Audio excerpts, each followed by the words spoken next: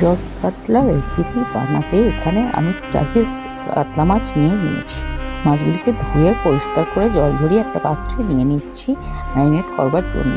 প্রথমে ওর মধ্যে অ্যাড করছি পরিমাণ মতো নুন, অল্প গোলমরিচের গুঁড়ো এবং হাফ পাতিলেবুর রস। এই সমস্ত উপকরণগুলো অ্যাড করে ভালো করে হাত দিয়ে মাছগুলোকে মাখিয়ে নিচ্ছি এবং 15 মিনিটের জন্য ম্যারিনেট করতে দিচ্ছি।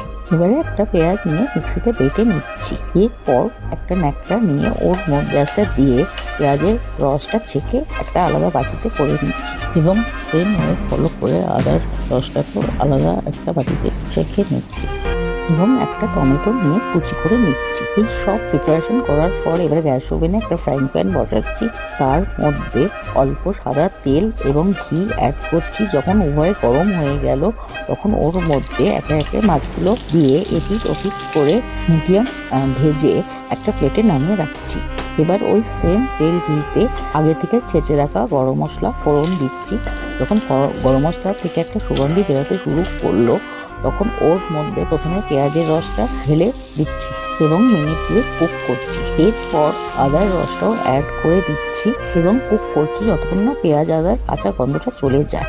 এরপর ওর মধ্যে অ্যাড করছি টমেটো কুচি এবং 2টো কাঁচা লঙ্কা ফেলে বেশ কিছুক্ষণ হাইয়ে কষানোর পর ওর মধ্যে পূর্বে একটা বাটিতে করে রাখা অল্প জিরে, ধনে এবং লাল লঙ্কার গুঁড়ো জল দিয়ে সেটা অ্যাড করে দিচ্ছি।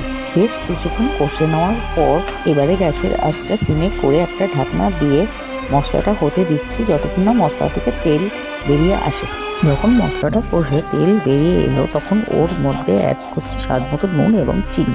একবার ভালো করে খুন্তি দিয়ে মিশিয়ে নিয়ে এবার গ্যাসের আঁচটা সিমে করে ওর মধ্যে অ্যাড করছি 2 কাপ মতন ফুল ফ্যাট মিল্ক। ভালো করে মশলাটার সঙ্গে মিশিয়ে নিয়ে আবারও গ্যাসটাকে সিমে করে মিনিট 2-3 জন্য কুক করতে দিচ্ছি।